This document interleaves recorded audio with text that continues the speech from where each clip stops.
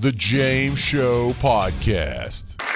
Keith Ellison goes up behind some podium, and they're in Minnesota, and the caption says, "Now, Minnesota leaders announce DHS lawsuit." So I listened to it on the break. You've got to hear this.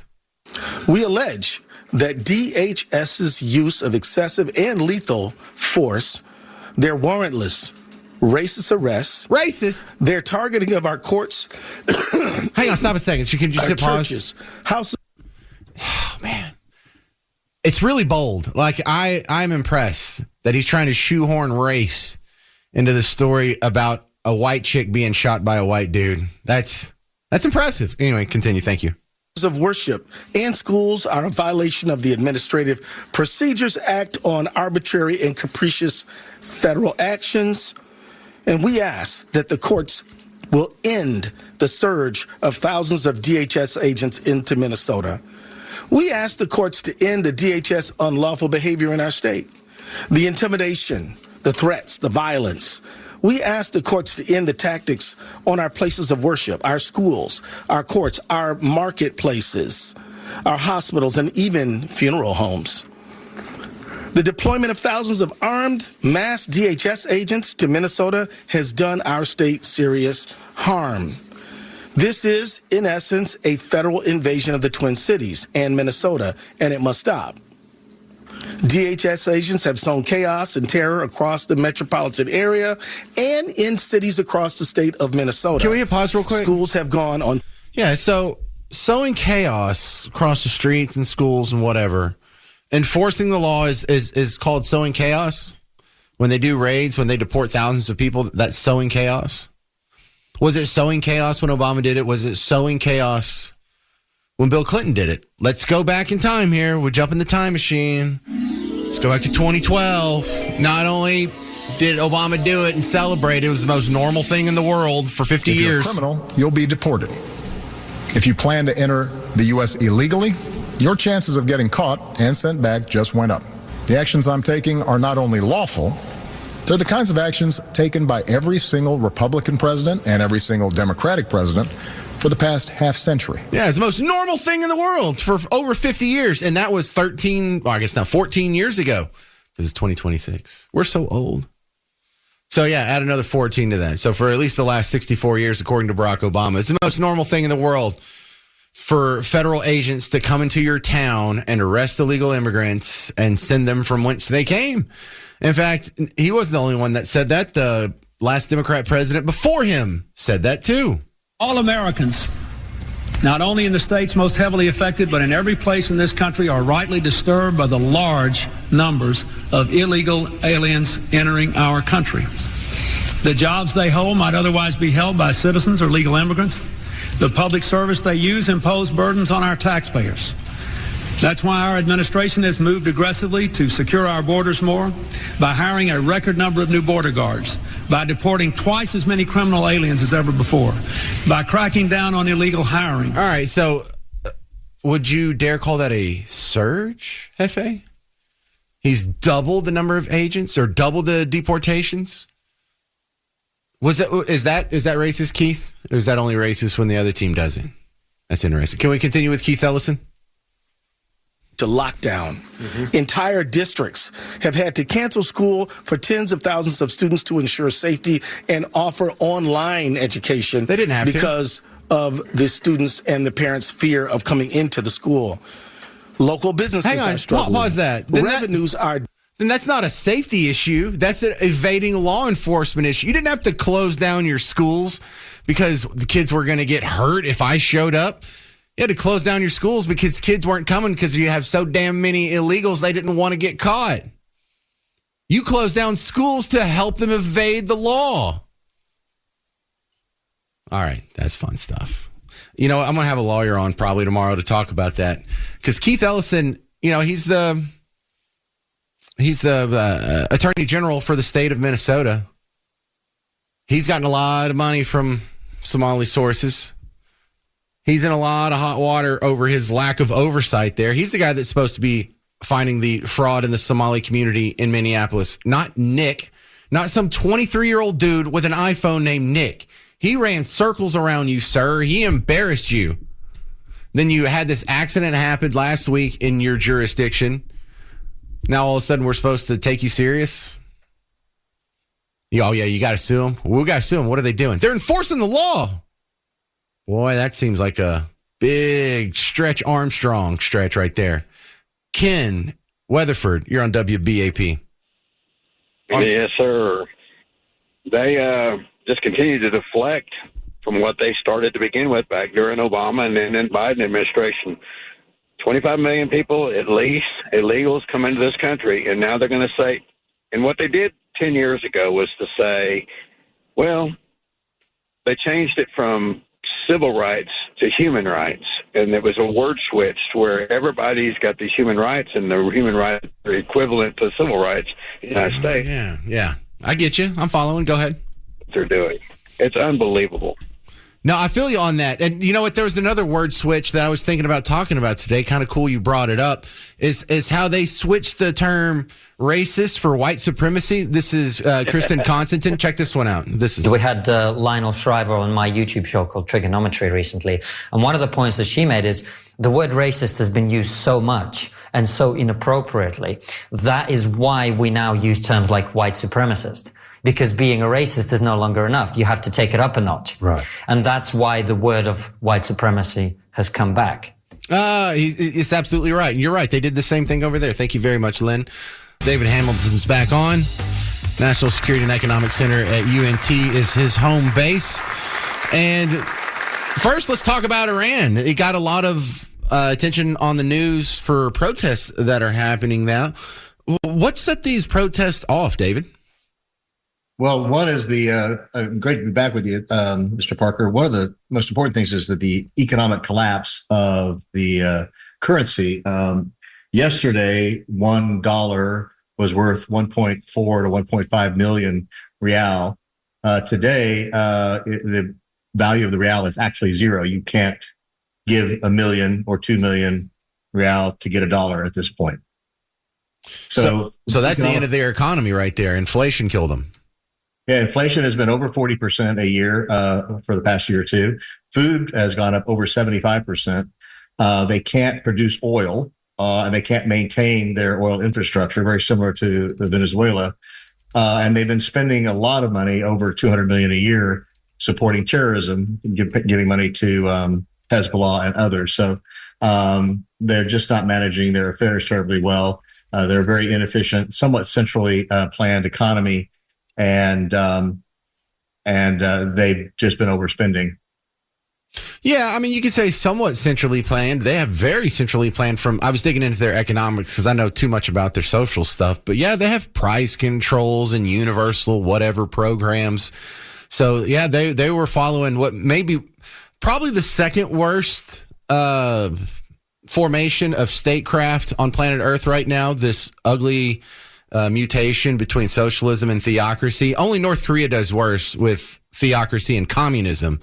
But well, yeah, it's a different theocracy, but it is a theocracy, absolutely. And yeah, no, I would just say that they are very poorly planned central government. They execute it very poorly. The Chinese aren't perfect, but they do know how to run a bureaucracy. Yeah, give them that. So what we've seen Iran erupt in protests before. Nothing really came up of it. Is something different this time that gives you more optimism? Two things are optimistic. One is we're being more activists in it and supporting it. I'm not exactly sure what's going on behind the scenes, but clearly we're full-throatedly supporting the protesters. Secondly, it is harder to shut off the internet and access to communications. Thank God for Starlink and things like that. So they tried to shut down communications, and we saw what happened in Ukraine. That is really what saved the war at the beginning of the Russian invasion there. So we have to be thankful that we have the capability of allowing communications to continue despite the best efforts of this totalitarian regime. So there's some things that are very encouraging. It's very disheartening to hear over 550 protesters have been killed. That number could be closer to 1,000, and we'll probably be over 1,000 before we're done. But the whole thing has to do with the will of the people, and it seems that this has a different tenor and a little bit greater sense of urgency, and maybe greater optimism to actually have something happen.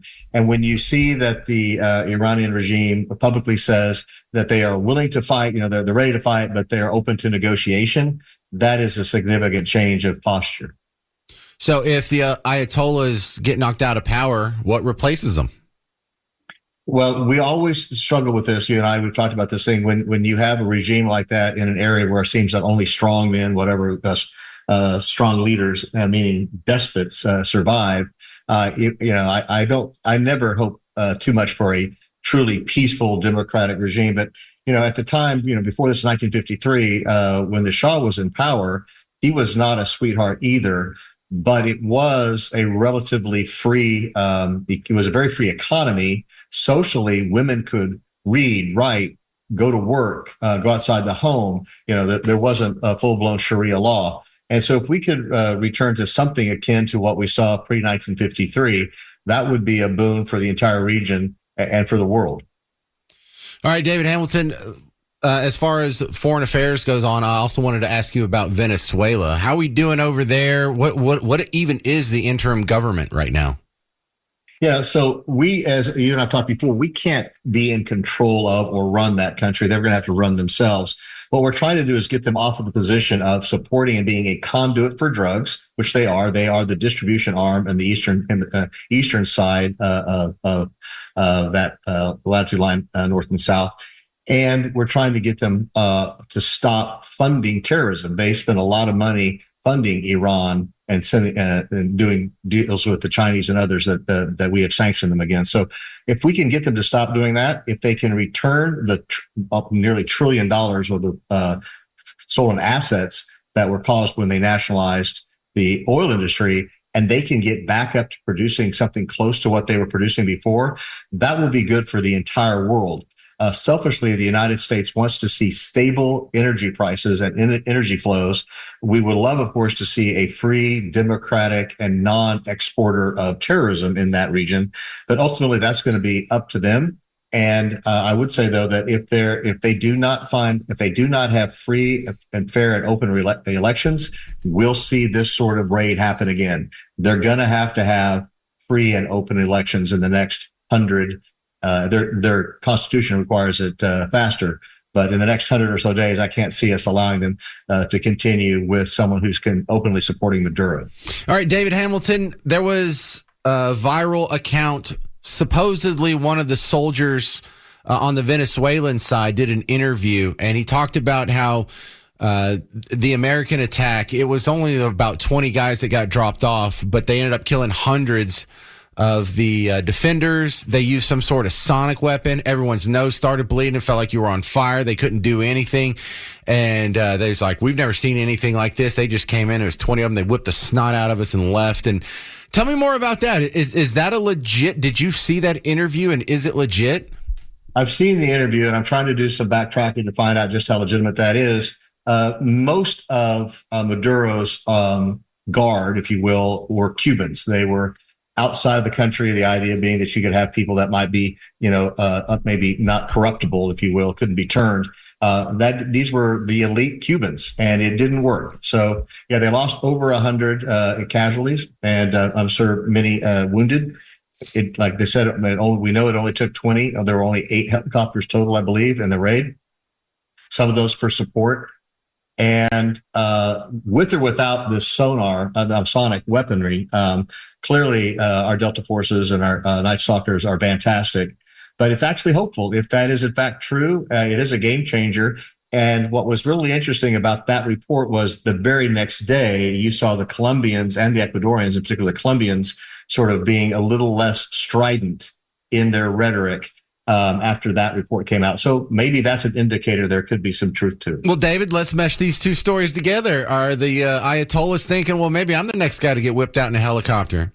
Yeah, well, this doesn't look good for anyone. It's a bad day for despots everywhere if they think they could be taken out that quickly. It would be a vastly more difficult operation in Iran than it would be here on our hemisphere, et cetera, especially given the fact that pretty much 80% of all the population in Venezuela is within about 12 miles of the border. Makes it a lot easier to get to them. So this would be a vastly harder thing to do, but it has to give them pause. The border being the coast? Yeah, the coast. I'm sorry. Yeah, from the coast. We'll see. Interesting. All right. Well, good talk. Are you going to come out on Thursday to the Parker Pour? Just want to put you on the spot in front of everybody. Coming up to the Parker, tell me, I want to be there. Yeah. Yeah. So Thursday, we're going to have the Parker Pour at the Omni Fort Worth Hotel Bar. It's called Whiskey and Rye. I'll do a live show from 2 to 5. I know you're probably teaching a class or something, but then I'll hang out afterwards from 5 to 7, and it'll be a good time. For you, I'll be there. Oh, fantastic. All right. That's David Hamilton, National Security and Economic Center at UNT, and our foreign affairs guru. I'm going to give you a list of 10 celebrities. You have to tell me if they're dead or alive. It's that easy. And we're playing for a pair of tickets. And really, I don't want to give these tickets away. You're fine if you like Train. People are allowed to like bands I don't like. But you would have to pay me a lot of money to go to this show. And after all the complaints, and it's not that Train's a bad band. They actually make okay music. It's just you don't have like a nano milliliter of estrogen anywhere. I mean, of testosterone anywhere in their songs, and it just gets played way too much. Why are they in movies? Why are they in commercials? They're not that good. And then it was a big beating. I had to go to like some festival with Miss Parker back in the day, and it was like a Mardi Gras thing, and the headliner was Train. I'm Miss Parker. So if you've ever gone to a Train concert against your will, you would give me a little bit of grace here. But now, enough of the setup. Let's play Dead or Alive. All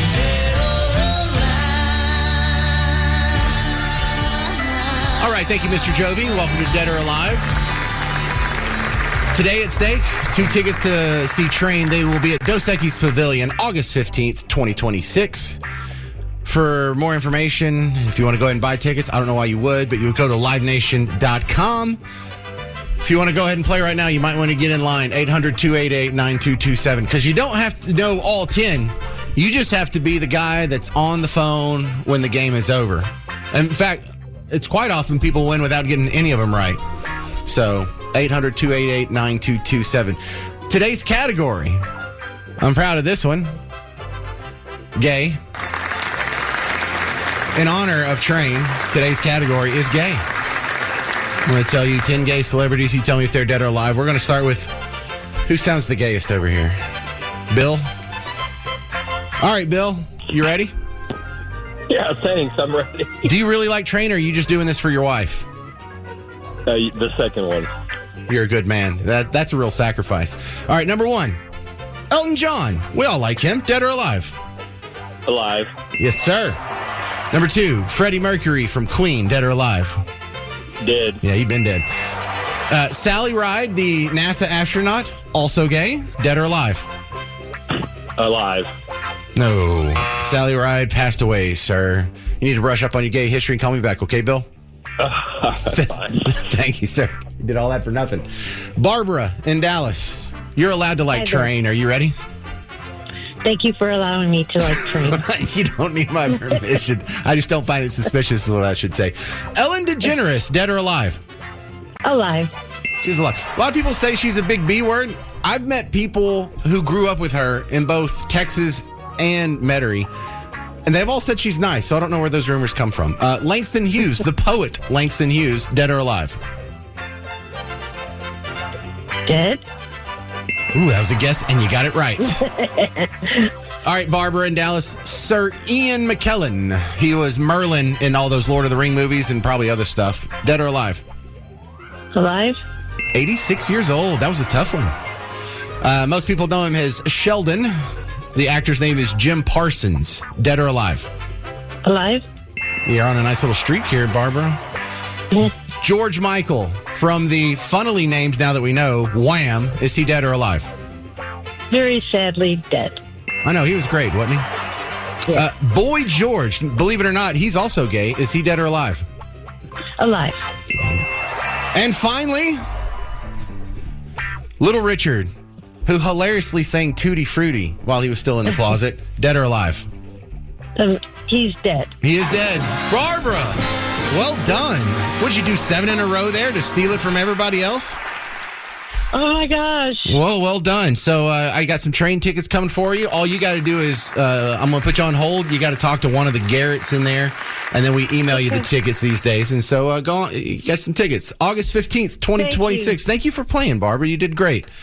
She goes on hold. And for the rest of you, you got to go to livenation.com if you want to get those tickets. Yeah, and like I was telling Dave Hamilton in the last segment, if he's still listening, the Park Report is coming up on Thursday. I'm doing a live broadcast from the bar that's at the bottom of the Omni Fort Worth Hotel.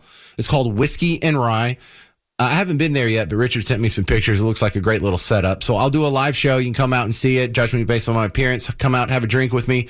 Hey, maybe we'll just be banging some shots of Goldschlager. Things might get nuts. So come on out and be a good time. I would love to finally meet you. All right, coming up next, I have some fun audio from The James Show on News Talk 820, 93.3 FM, WBAP. Whenever I see the stories about what happened last week, and it continued again until this week about the bomb threats, I just roll my eyes so hard. And there's people out there, I think we all have this problem living in first world America, that we don't have enough problems. And the human condition is built to take on problems. It's built to absorb stress. It's built to fight. It's built to fight off predators and animals and the neighboring tribe and some other guy who wants to get a hold of Miss Parker. And, you know, we went through this for 200,000 years of actually having to fight things. And now that we don't really have anything to fight, we really invent something. We invent stuff to worry about. And that's what bomb threats are. In my experience, I realize a lot of you people think I'm immature and I don't take the world serious enough. I used to take the world serious, and it proved me wrong.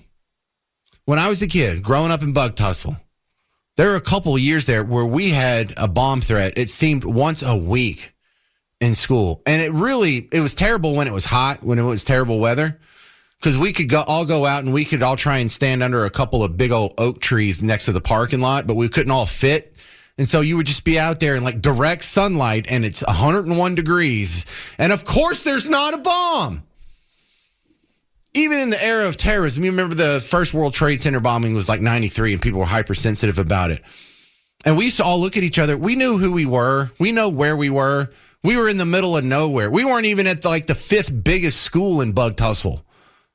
You think there's anyone in a cave in Afghanistan saying, you know what we need to do to take down the great Satan? Get rid of them damn bulldogs. That's what we need to do. Yeah, you know what? They made it to the playoffs 3 years in a row. They're getting out of hand. Never happened. So I think that's a little bit of what happened here. Now, Dallas Express put a little bit more fun on it because they did some digging, and the hoax is pretty stupid. It's pretty damn bad. So I tried to follow the links to actually see the video myself, but they've been taken down. Logan Washburn from Dallas Express and a friend of the show took a screenshot of it and put it on his write-up here, DallasExpress.com, and it looks so bad. There's no way anybody can take this serious. Here's what I'm looking at right now. In fact, maybe I'll just share this out for the people that are watching the video version. You got a fella here in a Jason hockey mask. Not even like the new hockey mask like Ottinger's wearing, but like the old one, like Jason, except it's like a urine color yellow. It has written in red on it, "Please stop me." There's a smiley face. Just the mouth is drawn under the eye hole, so it kind of completes the "have a nice day" look. And then he's wearing a black jacket with, I don't know, like a windbreaker of some sort. He has long, shaggy blonde hair, just like half the boys in this world who are 18 or 17. And then he's standing in front of a Nazi flag. There's a big old dumb swastika behind him. You know, the black swastika and the white circle, red flag. Like, it's so over the top. Let me see. Please stop me. He's got the Jason mask. He's got the swastika. And so they've been posting messages on Telegram since January 6th, and officials finally saw it last week. And the first time they saw it, they thought it was just aimed at one school, and so they canceled one school, was the Oak Cliff Academy last week. And then the next day, more videos were being sent out in the meantime. They closed 14 schools at one point last week, and it turns out all clear. Over the weekend, I got this story. Actually, on Friday, I got this story from our friends at the Dallas Express saying, yeah, this was all a hoax. This is pretty transparent hoax, pretty over the top. So did everyone calm down and realize that they were getting just a little bit too hype? Or, no, we had to close Frisco schools today. WFAA has the report. Welcome to Midday this Monday. I'm Chris Sadeghi. We want to start with some breaking news. All Frisco ISD campuses are in secure status today after the district tells us multiple schools received threatening emails. A district spokesperson tells WFAA that Frisco police reviewed those emails and believe the threats are not credible, but in an abundance of caution, security is increased on all campuses with school resource officers and police conducting perimeter checks and staying on campus. Perimeter checks? What do you think, like some militia is going to come over the hills? The dude's wearing a hockey mask. He's standing in front of a flag. He looks like he's 17 years old. He doesn't even look like an adult. Long, shaggy hair. Yeah, if the militia that is standing athwart us in the next civil war has long, shaggy hair and a bunch of 17-year-olds in hockey masks, we're going to be okay. We can go ahead and start popping the champagne bottles now. The next revolution is looking pretty good already. All right, I don't want to end on that. I want to end up with something fun. This guy's name is Jamie Lissow. Not Lizzo, Lissow. I like Elon Musk. He's a bit of a controversial figure. I like him. I like that he's trying to, his main objective would be that we could live on another planet if the Earth becomes uninhabitable. I feel like that's got to help everybody, right? That's an amazing goal that man has. In California, he used to shoot rockets off to do research and test, and California said, you can no longer shoot your rockets off from here. And remember what they cited? They said it could disrupt the wildlife. They're worried that the sonic booms will disrupt the wild. Let me tell you something. I don't mean to sound uncaring or inconsiderate, but I don't think I care if every once in a while a bear is like, the f*** was that? I don't care. I do not care. We are going to Mars. And that's not an accident. Same energy. Hey, we have a bomb threat. The correct response would be, who cares? For the tiny, minuscule percentage of a probability that it's a legit bomb threat, you know what's more important? That you idiots learn how to read and do math. That's probably more important. Maybe history, maybe a little bit of civics. Maybe you could listen to the James Show and listen to the sound bites from the 90s and 2000s and what they were saying about deportations back then. How about academics are pretty important? We don't need to interrupt it for all these sports. We don't need to interrupt it for bad weather. It's raining too hard. Oh, there's a bomb threat. No. It's got to be more than that these days. How many times is this going to work? How many times are you going to run and freak out and call the cops and parents got to take a day off or a half day and someone's got to go pick them up and you're ruining people's lives every time you cut school like that. Y'all barely go like 20 weeks out of the year for a full week. Why are we cutting into this? Because some 17-year-old in a hockey mask in front of a swastika put a video on Telegram. Please tell me you have more information than this before you close down the school, because that tells me you're not taking education very serious. Oh, James, if it saves one person. No one looking like this goober has ever killed anybody. In fact, he probably doesn't even believe this. He's probably not even a Nazi. He probably just wants to see how many adults he can make dance because he's been rejected in his personal life. He's like, yeah, I'll have some fun with all these people. And y'all are falling right into the trap. But no one listens to me. We closed 14 schools last week. We closed all Frisco schools today, cut them off at a half day. Because God forbid someone treat the bomb threats as boring and unimportant as they are. Because you know how you would quit getting bomb threats? Start ignoring them. You know how you keep getting bomb threats? Have a hissy fit every time one comes in. They're doing just the opposite of common sense.